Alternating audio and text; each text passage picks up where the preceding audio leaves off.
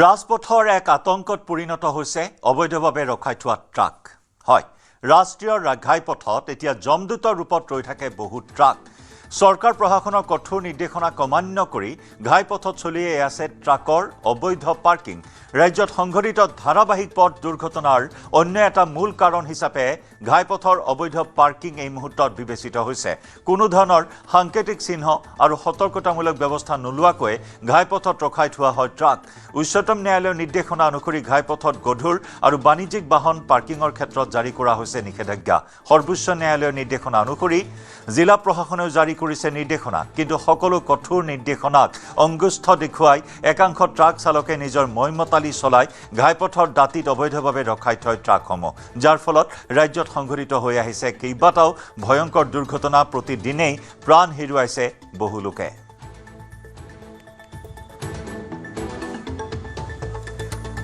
ৰাজ্যৰ ৰাষ্ট্ৰীয় ঘাইপথত এতিয়া ঘাতকৰ ৰূপত ৰৈ থাকে এই ট্ৰাকসমূহ। শাৰী শাৰীকৈ অবৈধভাৱে এই ট্ৰাকসমূহ পাৰ্কিং কৰি থোৱা হয়। এই ক্ষেত্ৰত জিলা প্ৰশাসনে কঠোৰ নিৰ্দেশনা জাৰি কৰিছে যদিও আৰক্ষীৰ ভূমিকাক লৈ কিছু প্ৰশ্নৰ এই মুহূৰ্তত অৱতাৰণা হয় যে কি কাৰণত এনেদৰে চালকসকলে মৈমতালি চলাই আহিছে, কাৰ আশীৰ্বাদ পুষ্ট হৈ উচ্চতম ন্যায়ালয়ৰ নিৰ্দেশনাক অংগুষ্ঠ প্ৰদৰ্শন কৰিবলৈ সক্ষম হৈছে। এই বিষয়ক লৈ সচেতন ৰাইজে বিভিন্ন সময়ত বিভিন্ন প্ৰশ্ন উত্থাপন কৰে। যোৱা ২-৩ দিনত কেইবাটাও ভয়ংকৰ তথা শিহৰণকাৰী পথ দুৰ্ঘটনা সংঘটিত হৈছে।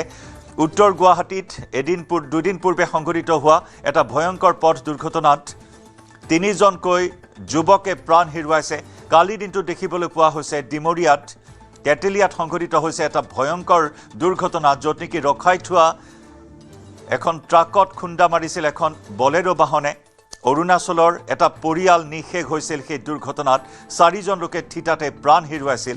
গতিকে ইয়াৰ পিছতে আকৌ এই বিষয়টো প্ৰাসংগিক হৈ পৰিছে যে কি কাৰণত অবৈধভাৱে নিৰ্দেশনা দিয়াৰ পিছতো ৰখাই থোৱা হয় এইসমূহ ট্ৰাক ৰাষ্ট্ৰীয় ঘাইপথত।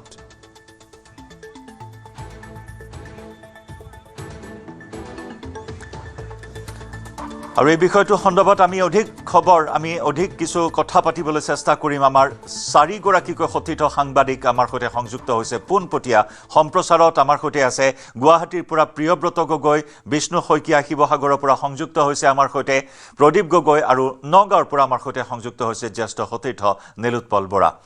মই প্ৰিয়ব্ৰত আপোনাৰ সৈতে প্ৰথম সংযুক্ত হ'ম। গুৱাহাটী মহানগৰীত দেখিবলৈ পোৱা হৈছে শেহতীয়াকৈ পাৰ্শ্বৱৰ্তী আমিনগাঁৱত এটা ভয়ংকৰ পথ দুৰ্ঘটনা সংঘটিত হ'ল। এই কালিৰ দিনটো দেখিবলৈ পোৱা হ'ল তেতেলীয়াত সংঘটিত হ'ল এটা ভয়ংকৰ দুৰ্ঘটনা। 4জনীয়া এটা পৰিয়াল নিমিষতে ছাৰখাৰ হৈ গ'ল। হয় জয়ন্ত, ইটোৰ পিছত সিটো ধাৰাবাহিক দুৰ্ঘটনাই কঁপাই পেলাইছে বৰ্তমান সময়ত ৰাজ্যবাসীক। আৰু বৰ্তমান সময়ত আপুনি উল্লেখ কৰা ধৰণে আমিনগাঁৱতে উপস্থিত আছোঁ। আৰু ইয়াৰ পৰা যদি মোৰ সন্মুখত ঠিক 200 মিটাৰৰ পৰা 300 মিটাৰ যাওঁ তেন্তে শৰাইঘাট দলং আমি পামগৈ। আৰু মোৰ পিছফালে যিখন ট্ৰাক দেখিছে, ইতিমধ্যে কেমেৰাত প্ৰভাত সিঙৰ সহযোগত আমি দেখুৱাবলৈ চেষ্টা কৰিছোঁ যে এখন বৃহৎ ট্ৰাক ৰাখি থোৱা হৈছে আৰু ৰাস্তাৰ 27 নং ৰাষ্ট্ৰীয় ঘাইপথৰ একেবাৰে মাজত এই ট্ৰাকখন ৰৈ থকা দেখিবলৈ পোৱা গৈছে। গতিকে আমি দেখুৱাইছোঁ NL01 FF7655 এই নম্বৰৰ ট্ৰাকখন বৰ্তমান সময়ত কেনেধৰণে ৰাষ্ট্ৰীয় ঘাইপথৰ মাজতে ৰাখি কোনো ধৰণৰ চালক হেণ্ডিমেন নোহোৱাকৈ ট্ৰাকখন এনেধৰণে এৰি গুচি যোৱা দেখিবলৈ পোৱা গৈছে। সমান্তৰালভাৱে আপুনি ইতিমধ্যে যি কথা উল্লেখ কৰিছিলে যে যদিহে কোনো এখন ট্ৰাক বা কোনো এখন বাছ বা কোনো এখন বাহন ৰাষ্ট্ৰীয় ঘাইপথত বেয়া হয়, যদিহে মেৰামতিৰ কাৰণে ৰাখিব লগা হয়, তেন্তে কেতবোৰ সাংকেতিক চিহ্ন আৰু সতৰ্কতামূলক ব্যৱস্থা হাতত ল'ব লাগে বা তেওঁলোকে ব্যৱস্থা গ্ৰহণ কৰিব লাগে। কিন্তু বৰ্তমান সময়ত যদি আমি চাওঁ তেন্তে এই ট্ৰাকখনৰ চাৰিওদিশে কোনো সতৰ্কতামূলক বা সাংকেতিক চিহ্নটো বাদেই গাড়ীখনত যি আচলতে সংলগ্ন হৈ থকা যিসমূহ ছিগনেল লাইট থাকে বা যি হেজাৰ্ড থাকে, সেয়াও বৰ্তমান সময়ত কিন্তু অন কৰা বা জ্বলি থকা দেখিবলৈ পোৱা নাই। গতিকে একেবাৰে কান্তজ্ঞানহীনভাৱে এই বাহনখনৰ চালক আৰু হেণ্ডিমেন যিয়ে নাথাকক কিয়, তেওঁলোকে গাড়ীখন ইয়াত এৰি বৰ্তমান সময়ত ইয়াৰ পৰা অন্তৰ্ধান হোৱা দেখিবলৈ পোৱা গৈছে। আৰু একেবাৰে যদি চাওঁ তেন্তে বৰ্তমান সময়ত দেখিছোঁ আমি যথেষ্ট এটা ব্যস্ত ৰাজপথ, যথেষ্ট ব্যস্ত এটা ৰাষ্ট্ৰীয় ঘাইপথ। এই পথেৰে হাজাৰ হাজাৰ গাড়ী আহিছে, বিভিন্ন স্থানৰ পৰা গাড়ীসমূহ আহে। ৰঙিয়া, বেলতলা, ছয়গাঁও, ইত্যাদিকে কৰি নামনি অসমৰ প্ৰায়সমূহ যিসমূহ বাহন আচলতে গুৱাহাটী মহানগৰীত প্ৰৱেশ কৰিব লগা হয় সেই গোটেই বাহনসমূহে এই পথেৰে আচলতে গুৱাহাটী মহানগৰীৰ দিশে অগ্ৰসৰ হয় এক জ্বলন্ত উদাহৰণ আপুনি দেখুৱালে এখন ডাম্পাৰ প্ৰকাণ্ড ডাম্পাৰ প্ৰায় মাজতে ৰখাই থোৱা হৈছে এয়াই হৈছে কৰ্মকাণ্ড জ্ঞানহীনতা একাংশ চালকৰ আৰু এই ক্ষেত্ৰত আৰক্ষীৰ ভূমিকাক লৈ প্ৰশ্ন উত্থাপন হয় সংযুক্ত হৈ থাকিব দৃশ্য দেখুৱাই থাকিব প্ৰিয়ব্ৰত বিষ্ণু আছে আমাৰ সৈতে বিষ্ণু ৰাষ্ট্ৰীয় ঘাইপথৰ এই অবৈধ পাৰ্কিঙৰ কথা কৈ থাকিলেও শেষ নহ'ব ঘাতকৰ ৰূপত জমদূতৰ ৰূপত এতিয়া এনেদৰেই অবৈধভাৱে সাৰি কৰি ৰখোৱা হয় এই ট্ৰাকসমূহ আৰু যাৰ পৰিণতিত এতিয়া প্ৰাণ হেৰুৱাইছে বহুজনে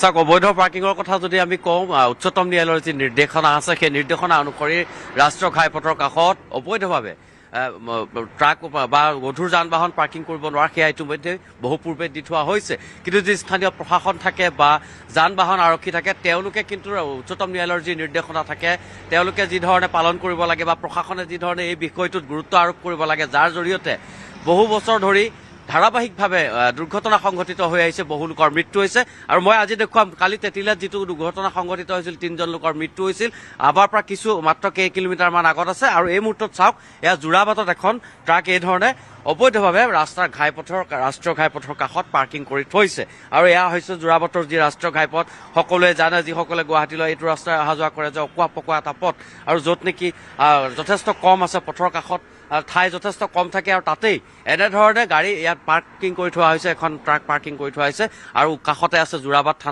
থানাৰ যিসকল যান বাহন আৰক্ষী বিষয়া আছে তেওঁলোকে কিন্তু ইয়াত টহল দি থকাৰ পিছতো এই ধৰণৰ যিসমূহ অবৈধ পাৰ্কিং বা এনেধৰণে কোনো অনুমতি নোহোৱাকৈ বা নিৰ্দেশনা নথকা স্বত্তেও এই ধৰণে কিন্তু পাৰ্কিং কৰি আহিছে যাৰ ফলস্বৰূপে কালি তেতিলাত যি দুৰ্ঘটনা সংঘটিত হ'ল সি অত্যন্ত মৰ্মান্তিক আৰু দুৰ্ভাগ্যজনক ঘটনা গতিকে এই বিষয়টো আচলতে যিসকল যান বাহন আৰক্ষী আছে তেওঁলোকে যি ধৰণে গুৰুত্ব দিব লাগিছিল দিয়া নাই दादा कौन प्राइस है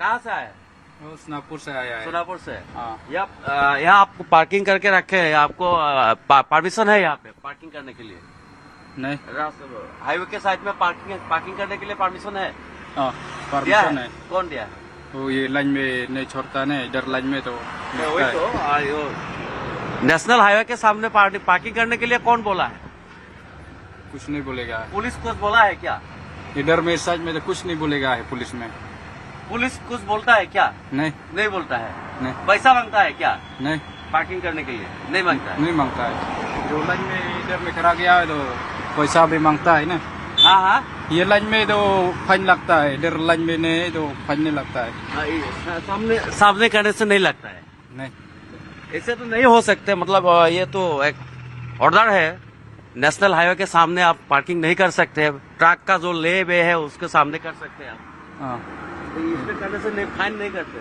नहीं হয় অৰ্থাৎ আৰক্ষীৰ নিৰ্বিকাৰ ভূমিকা এই মুহূৰ্তত দেখিবলৈ পোৱা হৈছে কালি এটা ভয়ংকৰ দুৰ্ঘটনা সংঘটিত হ'ল কিন্তু তাৰ পিছতো আজি এই দুঃসাহস কৰিছে সেই স্থানতে অবৈধভাৱে ৰখাই থোৱা হৈছে পাৰ্কিঙত এখন ট্ৰাক বিষ্ণু আপুনি দৃশ্য দেখুৱাই থাকিব নীলোৎপল আছে আমাৰ সৈতে নীলোৎপল নগাঁও ৰাষ্ট্ৰীয় ঘাইপথ দুৰ্ঘটনা প্ৰবণ এটা ৰাষ্ট্ৰীয় ঘাইপথ অনেক দুৰ্ঘটনা সংঘটিত হৈছে বহুজনে প্ৰাণ হেৰুৱাবলগীয়া হৈছে কিন্তু তাৰ পিছতো কিন্তু অবৈধভাৱে ট্ৰাকসমূহ ৰখাই থোৱা হয় ঘাতকৰ ৰূপত জমদূতৰ ৰূপত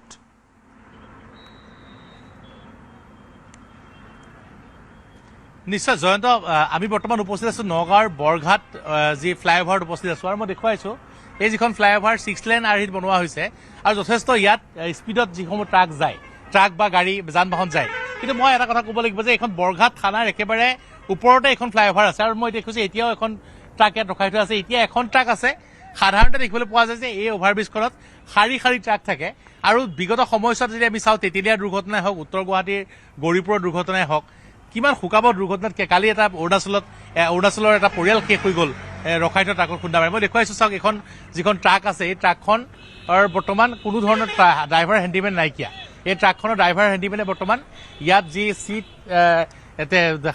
ওলোটাই থৈ পেলাই ইয়াত তেওঁলোকে ভিতৰত ৰেষ্ট কৰি আছে গতিকে এনেধৰণৰ যি এইসমূহ ট্ৰাকবিলাক ৰখাই থয় আৰু যেতিয়া উজনি অসমলৈ যিহেতু ৰাস্তা খুব ভাল এইটো গতিকে 100 স্পীডত বাহনবিলাক আহে আৰু আহি পেলাই যেতিয়া এনেকুৱা হঠাৎ এখন ট্ৰাক পায় ৰখাই থোৱা চালকে শেষ মুহূৰ্তত নিয়ন্ত্ৰণ কৰিব নোৱাৰে এনেকুৱা ট্ৰাকত খুন্দিয়াই দিয়াৰ ফলত শোকাব দুৰ্ঘটনা সংঘটে মই চাওক এখন ট্ৰাক দেখুৱাইছে ট্ৰাকখন বাহিৰৰ পৰা অহা এখন ট্ৰাক ইয়াত এইদৰে ৰখাই থোৱা হৈছে কোনো ধৰণৰ চালক হেণ্ডিমেন নাইকিয়া আৰু কেৱল মাত্ৰ এইখন এতিয়া যিহেতু পুৱাৰ সময় এনেকৈ ৰখাই থোৱা হৈছে এখন কিন্তু আপুনি যদি নিশা সন্ধিয়া 7 বা 8 বজাৰ পৰা চায় তেনেহ'লে ডিমৌ ফ্লাইঅভাৰখনেই হওক ৰহা ফ্লাইঅভাৰেই হওক বা যিখন নগাঁৱৰ বৰঘাট ফ্লাইঅভাৰ এইসমূহ ফ্লাইঅভাৰ দেখা যায় শাৰীকে ট্ৰাক ৰখাই থোৱা হয় যাৰ ফলত ভয়ংকৰ দুৰ্ঘটনা হোৱাৰ সম্ভাৱনা থাকে আৰু কেৱল মাত্ৰ এই ফ্লাইঅভাৰবিলাকেই নহয় সমগ্ৰ ৰাষ্ট্ৰীয় ঘাইপথছোৱাত দেখিবলৈ পোৱা যায় যে শাৰী ট্ৰাক ৰখাই থোৱা থাকে কিন্তু আৰক্ষীৰ দল টহল দি থাকে আৰক্ষীয়ে কিয় এনেধৰণৰ ট্ৰাকসমূহক নধৰে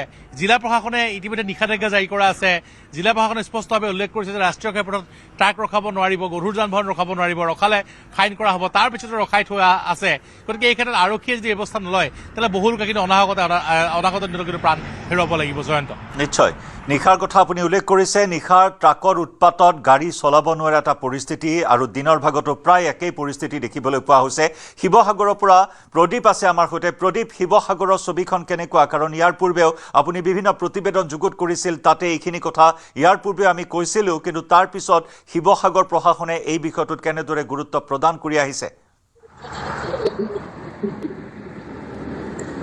হয় জয়ন্ত দেখা গৈছে শিৱসাগৰটো ফুটুকাৰ ফেনত পৰিণত হৈছে সকলো নিৰ্দেশনা মই দেখুৱাইছো এয়া শিৱসাগৰৰ ৩৭ নং ৰাষ্ট্ৰীয় ঘাইপথৰ দৃশ্য এইবিলাক হৈছে ইয়াত এনেধৰণে আচলতে কোনো ধৰণৰ নীতি নিৰ্দেশনা নামানি এনেধৰণে ৩৭ নং ৰাষ্ট্ৰীয় ঘাইপথৰ ওপৰতে এইবিলাক মালবাহী ট্ৰাক ৰখাই থোৱা হয় যাৰ ফলত বিভিন্ন সময়ত দুৰ্ঘটনা সংঘটিত হৈ আহিছে অতি পৰিতাপৰ বিষয় যে জিলা পৰিবহণ বিষয়া কাৰ্যালয়ৰ সন্মুখতে এনেধৰণে ৩৭ নং ৰাষ্ট্ৰীয় ঘাইপথত জধে মধে ট্ৰাকসমূহ ইয়াত ৰখাই থোৱা হয় মই দেখুৱাইছো ইয়াত কোনো ধৰণৰ সাংকেতিক চিহ্ন নাথাকে কোনো ধৰণৰ ইয়াত ব্যৱস্থা নাই যাৰ বাবে ইয়াত এনেধৰণে অতি বিপদ কঢ়িয়াই এই ট্ৰাকসমূহে এয়া এক প্ৰকাৰৰ মৰণ ফান্দলৈ পৰিণত হৈছে বুলি ক'লেও বহাই কোৱা নহ'ব আৰু মই সতীৰ্থ কেমেৰা পাৰ্চন ৰ'বলৈ আহ্বান জনাইছো মই ভাষ্য ল'ম ইয়াতে কি ক'ব এনেধৰণৰ ট্ৰাকবিলাকে যিটো বিপদ কঢ়িয়াই আনিছে এই সন্দৰ্ভত কি আমি বিভিন্ন সময় দেখা পাই আহিছো যে ৰাষ্ট্ৰীয় ঘাইপথৰ কাষত এনেধৰণৰ কোনো নীতি নিয়ম নথকাকৈ এনেকে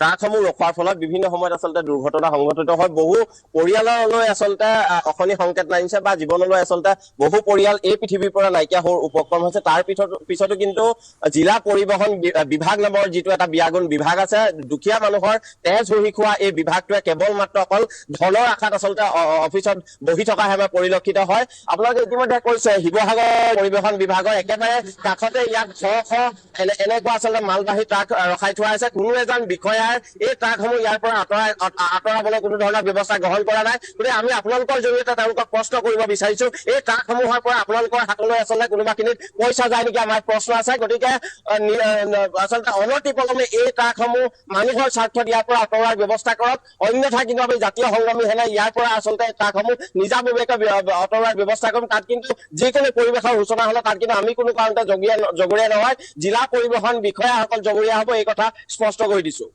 দেখা যায় যে NSIDCL এই ক্ষেত্ৰত নীৰৱ দৰ্শক হৈ থাকে এই ক্ষেত্ৰত চব ডিমৌৰ পৰা আচলতে জাজিলৈকে যিটো ৩৭ নং ৰাষ্ট্ৰীয় ঘাইপথ আছে এটা জমৰ যন্ত্ৰণাত আচলতে ভুক্তভোগী হৈ আছে ইয়াত যিসমূহ পাৰ্কিঙৰ যিসমূহ 4চকীয়া আৰু 6চকীয়া যিসমূহ বাহন আছে সেই বাহনবোৰ আচলতে কোনো অনুমতি নলয় জিলা পৰিবহণ বিভাগটো আচলতে নামতহে আছে শিৱসাগৰ জিলা পৰিবহণ বিভাগটো কামত একো নাই আৰু বাৰে বাৰে আচলতে দুৰ্ঘটনা হৈছে এই পথটোত আমি যি স্থানত আছো দৰিকাপাৰ এই স্থানত আচলতে বহু দুৰ্ঘটনা হৈছে ৰখাই থোৱা মালবাহী আচলতে বাহনসমূহৰ ক্ষেত্ৰত আৰু এই ক্ষেত্ৰত আচলতে জিলা প্ৰশাসন আৰু পৰিবহণ বিভাগৰ কথা ইতিমধ্যে কোৱা হৈছে যথেষ্ট ক্ষোভ স্থানীয় ৰাইজৰো প্ৰদীপ সংযুক্ত হৈ থাকিব নীলোৎপল প্ৰিয়ব্ৰত বিষ্ণু আটাইকেইগৰাকী সতীৰ্থ আমাৰ সাংবাদিক সংযুক্ত হৈ থাকিব পৰিবহণ মন্ত্ৰীয়ে কি কয় পৰিবহণ মন্ত্ৰীৰ ভাষ্য আগবঢ়াই লৈছো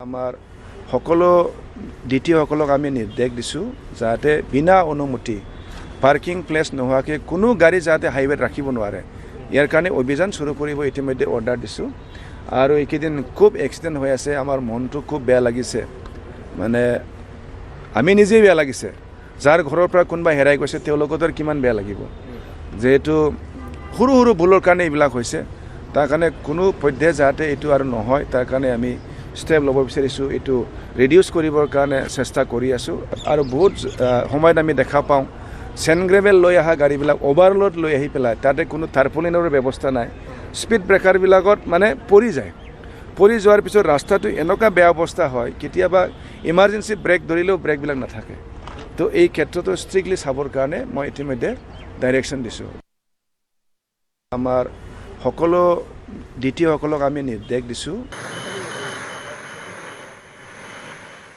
এয়া চৰণ বড়ো পৰিবহণ মন্ত্ৰী চৰণ বড়োৰ নিৰ্দেশনাৰ কথা উল্লেখ কৰিছে কিন্তু কিমান কাৰ্যক্ষম হৈছে কাৰ্যকৰী কৰা হৈছে সেই নিৰ্দেশনা বাস্তৱ ছবিখন আমি দেখুৱাইছোঁ নিশাৰ ভাগৰ দৃশ্য দেখুৱাইছোঁ আৰু এয়া পুৱাৰ ভাগৰ বা দিনৰ ভাগৰ দৃশ্যও আমি দেখুৱাইছোঁ এয়া যোৰহাটৰ দৃশ্য টিভিৰ বাওঁপিনে আমি নিশাৰ ভাগৰ এই ছবিখন দেখুৱাইছোঁ য'ত নেকি ৰাজপথত অবৈধভাৱে শাৰী শাৰী দূৰ দূৰলৈ কেৱল ট্ৰাক মাথো ট্ৰাক দেখিবলৈ পোৱা হৈছে নিশাৰ ভাগৰ পৰিৱেশ সমান্তৰালকৈ আমাৰ সতীৰ্থ সাংবাদিক গৌতম বৰাৰ প্ৰতিবেদন আমি আগবঢ়াইছোঁ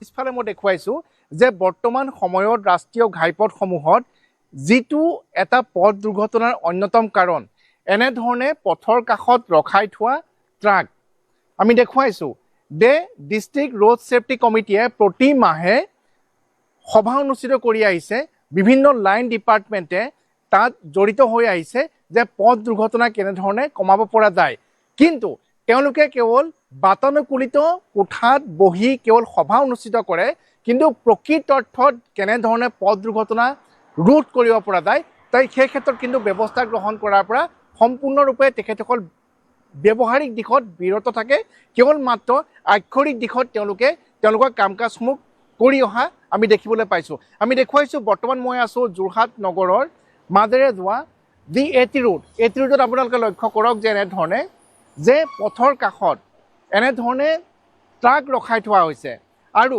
এনেধৰণৰ পথৰ কাষত ৰখাই থোৱা ৰাষ্ট্ৰীয় ঘাইপথৰ কাষত ৰখাই থোৱা ট্ৰাকত খুন্দা মাৰিয়েই ইজনৰ পিছত সিজন লোকে প্ৰাণ হেৰুৱাইছে ইটোৰ পাছত সিটো পথ দুৰ্ঘটনা অনুষ্ঠিত হৈছে আমি দেখুৱাই গৈছোঁ আপোনালোকে মন কৰক এইখন এখন ট্ৰাক নাম্বাৰ হৈছে A01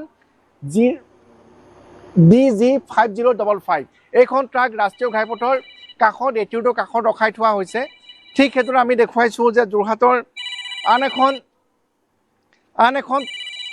আমি দেখুৱাবলৈ আহিছোঁ যে এনেধৰণে লক্ষ্য কৰক এই স্থানত এনেধৰণে ৰাষ্ট্ৰীয় ঘাইপথৰ কাষত এটিউডৰ কাষত এনেধৰণে ট্ৰাক ৰখাই থোৱা হৈছে এইখন এখন ট্ৰাক যোৰহাট জিলা প্ৰশাসন ডিষ্ট্ৰিক্ট ৰোড ছেফটি কমিটিয়ে এইবিলাকৰ ওপৰত তেওঁলোকে চকু নাৰাখে দৃষ্টি নিক্ষেপ নকৰে বা ব্যৱস্থা গ্ৰহণ নকৰে তেওঁলোকে কেৱল মাত্ৰ বাতানুকূলিত কোঠাত বহি তেওঁলোকে কেৱল বৈঠক অনুষ্ঠিত কৰে আমি পুনৰ দেখুৱাইছোঁ এইখন এখন ট্ৰাক আমি দেখুৱাইছোঁ তাৰ পিছত আন এখন ট্ৰাক আমি দেখুৱাইছোঁ পথৰ কাষত ৰখাই থোৱা হৈছে যিটো দেশৰ সৰ্বোচ্চ ন্যায়ালয়ৰ নিৰ্দেশনা অনুসৰি সম্পূৰ্ণৰূপে অবৈধ আৰু পথ দুৰ্ঘটনা ৰোধৰ ক্ষেত্ৰত জিলা প্ৰশাসনে হওক ডিষ্ট্ৰিক্ট ৰোড ছেফটি কমিটিয়ে এই ক্ষেত্ৰত ব্যৱস্থা গ্ৰহণ কৰিব লাগে কিন্তু তেওঁলোকে কোনো ব্যৱস্থা গ্ৰহণ কৰা নাই আমি দেখুৱাইছোঁ পুনৰবাৰ যে এনেধৰণে পথৰ কাষত এনেধৰণে যিসমূহ ৰাষ্ট্ৰীয় ঘাইপথেৰে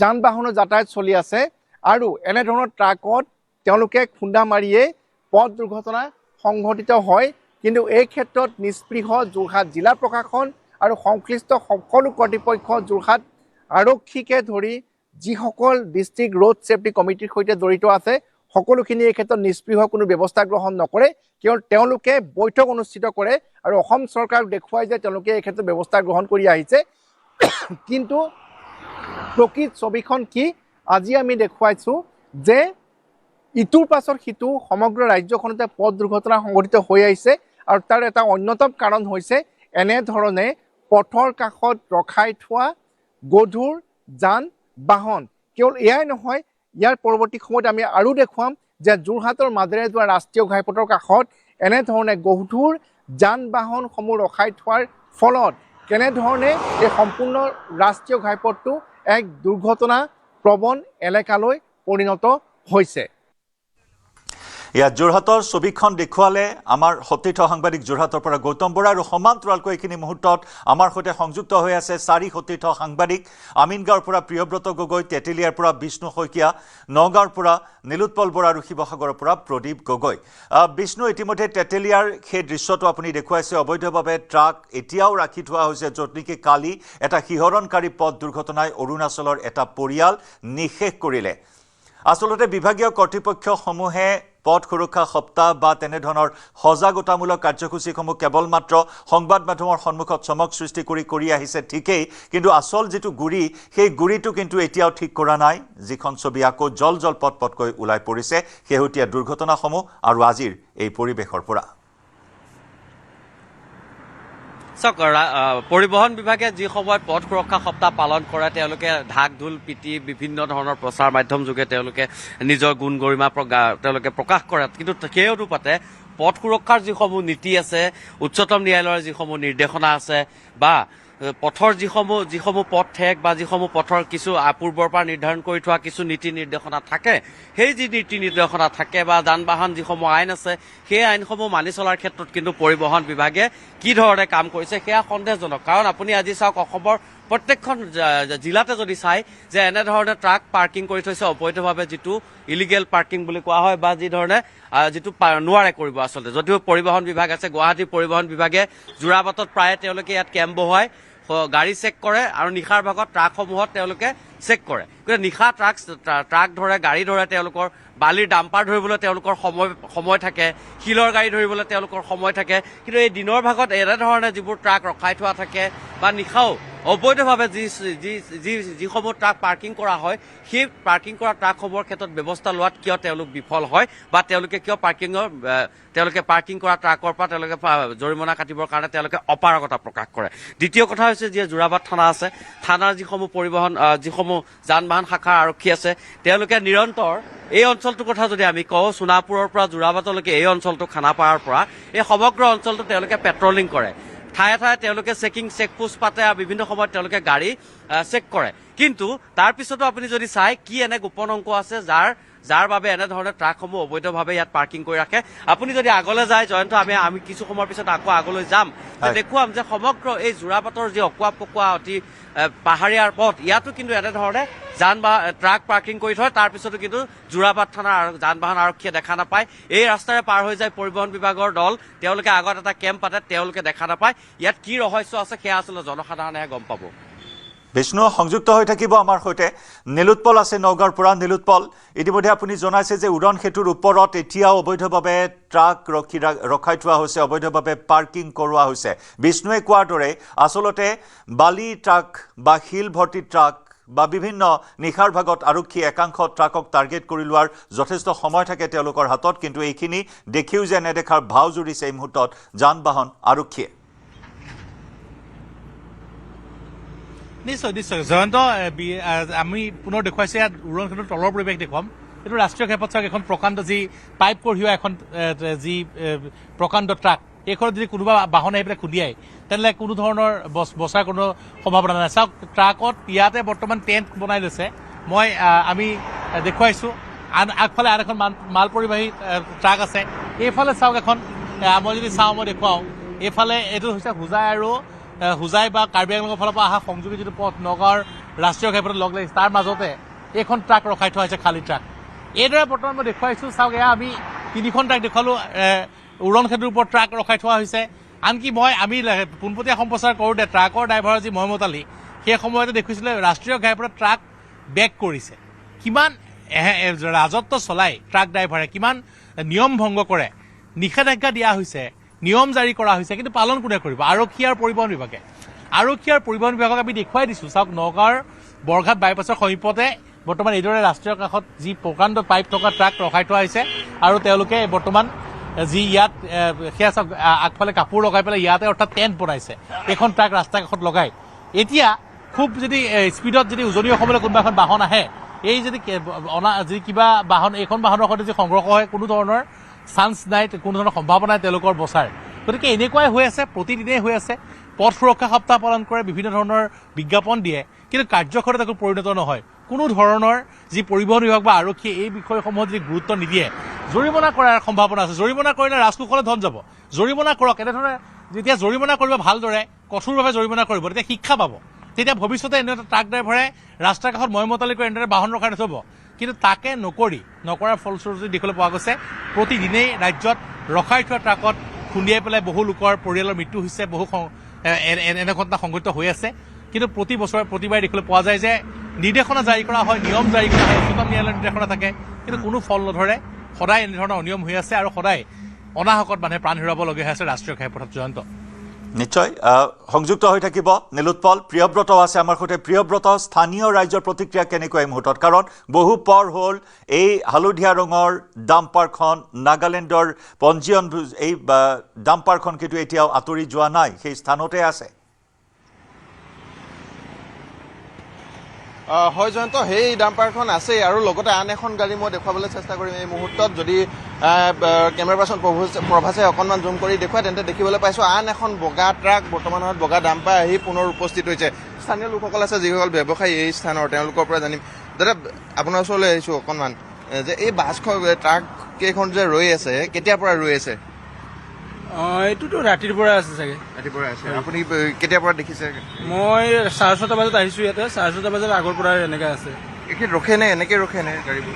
গাড়ী সন্ধিয়া হ'লেতো গোটেই এটা পাৰ্কিঙে হৈ যায় গোটেই লাইনটো। ট্ৰাকবিলাক, ডাঙৰ ডাঙৰ ট্ৰাকবিলাক আহি ৰখি থাকে। পুলিচ আহে নে কেতিয়াবা?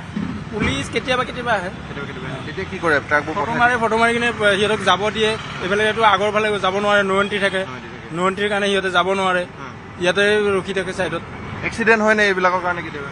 এক্সিডেণ্ট এনেকৈ ডাঙৰ এক্সিডেণ্ট নহয়, এনে সৰু সুৰা ধৰক বাইক লৈ শ্লিপ কৰি পৰে বা হেৰি হয়। আৰু ৰাস্তাটো বহুত বেয়া হৈ আছে ন, গাঁটাবিলাক হৈ আছে সেইটো কাৰণত। আৰু গতিকে এই মুহূৰ্তত আমি দেখুৱাইছোঁ যে আৰক্ষী থানা যদি কথা কোৱা হয় তেন্তে ইয়াৰ পৰা প্ৰায় 0.5 কিলোমিটাৰ নিলগত, আৰু 0.5 কিলোমিটাৰ নিলগতে আৰক্ষী থানা, কিন্তু তেওঁলোকৰ ফালৰ পৰা যেন কোনো ব্যৱস্থা নাই। আমি ট্ৰাককেইখনৰ ওচৰলৈ যাবলৈ চেষ্টা কৰিম। ট্ৰাকখনৰ যদিহে চালক, হেণ্ডিমেন বৰ্তমান সময়ত আছে, তেওঁলোকৰ পৰা আমি জানিবলৈ বিচাৰিম যে কোনো ধৰণৰ সাংকেতিক চিহ্ন আমি যদি দেখুৱাওঁ দূৰৰ পৰা, তেন্তে দেখিবলৈ পাইছোঁ যে কোনো ধৰণৰ সাংকেতিক চিহ্ন নাই, কোনো ধৰণৰ সতৰ্কতা অৱলম্বন কৰা নাই। চালক আৰু হেণ্ডিমেন দুজনক আমি দেখিবলৈ পাইছোঁ, তেওঁলোকক অকণমান জানিবলৈ চেষ্টা কৰিম। দাদা, ক'ত যাব গাড়ী? ML0111 ক'ত যাব গাড়ী আপোনালোক? খানাপাৰা যাব। খানাপাৰা যাব কাৰণে অলপ ৰখছোঁ, আগত যাই ৰখিম। আগত যাই ৰখিবগৈ। এইডোখৰত ৰাখিব পাৰে জানো? এইডোখৰত অকণমান ভুল হোৱা নাই নে বাৰু কথাটো? নো এণ্ট্ৰি আছে না, সেইকাৰণে আমি ইফালৰ পৰা আহিছোঁ ন। পুলিচে একো কোৱা নাই। ইফালে ঘূৰি আহিছোঁ ব্ৰিজৰ তলত। তেওঁ ৰাস্তা কাষত এনেকৈ ৰাখিলে চাগে চিগনেল টিগনেল দিব লাগে নেকি? ৰাস্তা কাষত যদি এনেকৈ ৰখা হয় তেন্তে ৰিফ্লেক্টৰ, চিগনেল, ট্ৰায়েংগল কিবা দিব লাগে নেকি? দিব লাগে চাগে। এনেকুৱাতো গম পায় নে? নাপায়। গম নাপায়। আপুনি কেতিয়াৰ পৰা চলাই আছে গাড়ী? কেইবছৰ হ'ল? মোটামুটি হৈছে 10-12 বছৰ। 10-12 বছৰ হ'ল। আপোনাৰ গাড়ী থকা কিমান বছৰ হ'ল? এনে টাইমত কিন্তু গাড়ীখন কেনেকৈ ৰাস্তা ৰখাব লাগে অকণমান দিগদাৰ আছে। চাইডতো আমি ৰাখছোঁ গাড়ীটো, সেইকাৰণে চাইডতো ৰাখছোঁ গাড়ীটো। নহয়, ৰাখিলে মানে যে চিগনেল দিব লাগে অকণমান। আমি দেখুৱাম গাড়ীখন, যদি দেখুৱাওঁ এইফালে যদি আমি গাড়ীখন দেখুৱাবলৈ সক্ষম হওঁ তেন্তে ML016216 এই বাহনখন, এখন ট্ৰাক 4-6 প্ৰায় 16 চকামানৰ ট্ৰাক, এখন বৃহৎ গাড়ী আমি দেখিবলৈ পাইছোঁ। এই বৃহৎ গাড়ীখনত বৰ্তমান সময়ত দুজনকৈ আছে, এজন চালক, এজন সহায়ক, এজন চালক, এজন হেণ্ডিমেন, দুজন আছে। তেওঁলোক ইতিমধ্যে উল্লেখ কৰিছে তেওঁলোকে গুৱাহাটী বাহিৰৰ দিশৰ পৰা আহিছে, যিহেতু ভিতৰত বৰ্তমান সময়ত প্ৰৱেশ নিষেধ। গুৱাহাটী মহানগৰীৰ ভিতৰত বৰ্তমান সময়ত তেওঁলোকে সোমাব নোৱাৰে, গতিকে তেওঁলোকে ইয়াতে গাড়ীখন ৰাখি দিনটো অপেক্ষা কৰাৰ তেওঁলোকৰ পৰিকল্পনা আছিল। কিন্তু আমি অহাৰ কাৰণে তেওঁলোকে হঠাতে এই স্থানৰ পৰা যাবলৈ ওলাইছে। আমি দেখুৱাইছোঁ এনেধৰণে তেওঁলোকে খানাপাৰা যাম বুলি ইতিমধ্যে উল্লেখ কৰিছে, খানাপাৰালৈ তেওঁলোকে যাব। এনেধৰণে কোনো ধৰণৰ ইণ্ডিকেটৰ নাই। এতিয়া যেতিয়া গাড়ীখন এই পাৰ্কিঙৰ পৰা উলিয়ালে তেওঁলোকে সম্ভৱতঃ ইণ্ডিকেটৰ দিয়া নাই। আমি যদি পাছফালে চাওঁ, নাই, তেওঁলোকে ইণ্ডিকেটৰ দিয়া নাই। গতিকে এনেধৰণে গুৱাহাটী মহানগৰীৰ সমীপৰ অঞ্চলসমূহত বা ৰাষ্ট্ৰীয় ঘাইপথসমূহত এনেধৰণে অবাধে ট্ৰাকসমূহ চলি আছে, যিসমূহ জিলা পৰিবহণ বিষয়া ইতিমধ্যে আপোনালোকে উল্লেখ কৰিছে বা যিকেইজন জ্যেষ্ঠ সাংবাদিক সংযুক্ত হৈছে তেওঁলোকে উল্লেখ কৰিছে যে জিলা পৰিবহণ বিষয়াসকলে বিভিন্ন সময়ত বিভিন্ন কাৰ্যসূচী হাতত লয়, বিভিন্ন ঢাক ঢোল পিতে, নিজৰ জাক জমকতাৰে নিজৰ গুণ গৰিমাসমূহ বখানে, কিন্তু কাৰ্যক্ষেত্ৰত, কৰ্মক্ষেত্ৰত, প্ৰেক্টিকেল ব্যৱহাৰিক ক্ষেত্ৰত তেওঁলোক কিমান পৰিমাণে আচলতে কিমান শতাংশ তেওঁলোকে কাম কৰিছে। যেতিয়া আচলতে নিশা হৈ পৰে তেতিয়া হুৰামত্ত কেইজনমান চালকক ধৰিলে, হুৰামত্ত কেইজনমান আচলতে হেণ্ডিমেনক ধৰিলে তেওঁলোকৰ কাম সমাপ্ত হয় নেকি, তেওঁলোকৰ দায়িত্ব সমাপ্ত হয় নেকি, সেইটো কিন্তু ডাঙৰ প্ৰশ্ন। এই যিসমূহ আচলতে দুৰ্ঘটনা সংঘটিত হৈছে, কালি যদি আমি দুৰ্ঘটনাটোৰ কথা কওঁ তেন্তে কালি দুৰ্ঘটনাটো নিশা সময়ত সংঘটিত হোৱা নাই। ডিমৰীয়া তেতেলীয়া যিটো দুৰ্ঘটনা সংঘটিত হৈছে দিনৰ ভাগতে সংঘটিত হৈছে, আৰু কাৰণটো হৈছে ৰাস্তাৰ কাষত অবাধে ৰাখি থোৱা ট্ৰাকসমূহৰ পাৰ্কিং। গতিকে দিনৰ ভাগতো আজিৰ দিনটোতো তেওঁলোকে শিক্ষা লোৱা নাই। কালি এনে এটা দুৰ্ঘটনা সংঘটিত হোৱাৰ পাছতে তাৰ সমীপৱৰ্তী অঞ্চলসমূহৰ যিসমূহ পৰিবহণ বিষয়া আছে, যিসমূহ যান বাহন আৰক্ষী আছে, তেওঁলোকেও কিন্তু বৰ্তমান সময়ত নিশ্চয় না যান বাহন আৰক্ষীয়ে শিক্ষা লৈছে, না প্ৰশাসনে শিক্ষা লৈছে, না পৰিবহণ বিভাগে শিক্ষা লৈছে। কেৱল নিৰ্দেশনা দিয়েই বহি থাকিলে নহ'ব, তাক কাৰ্যকৰী কৰাৰ ক্ষেত্ৰত কি ব্যৱস্থা গ্ৰহণ কৰিছে সেয়া অত্যন্ত গুৰুত্বপূৰ্ণ। প্ৰদীপ, আপুনি দেখুৱাইছে দীঘলীয়া শাৰী, এই পুৱাৰ ভাগতো যথেষ্ট দীঘলীয়া শাৰী অবৈধভাৱে ট্ৰাকসমূহ ৰখাই থোৱা হৈছে। গতিকে স্বাভাৱিকতে সেই প্ৰশ্নটোৱে আহিব প্ৰশাসনৰ ওপৰত, আৰক্ষীৰ ওপৰত, যে আৰক্ষীয়ে দেখিও নেদেখাৰ ভাওজুৰি আছে নেকি ক'ৰবাত? সেই প্ৰশাসনৰে আশীৰ্বাদ পুষ্ট নেকি এই ট্ৰাকসমূহ, ট্ৰাকৰ চালকসকল? হয় জয়ন্ত, মই এই শিৱসাগৰৰ যি ৩৭ নং ৰাষ্ট্ৰীয় ঘাইপথ, এই ঘাইপথৰ দৃশ্যটো দেখুৱাইছো। কি ধৰণে আচলতে শাৰী শাৰীকৈ এনেধৰণে ৩৭ নং ৰাষ্ট্ৰীয় ঘাইপথটোৰ ওপৰতে ট্ৰাকসমূহ ৰখাই থোৱা আছে।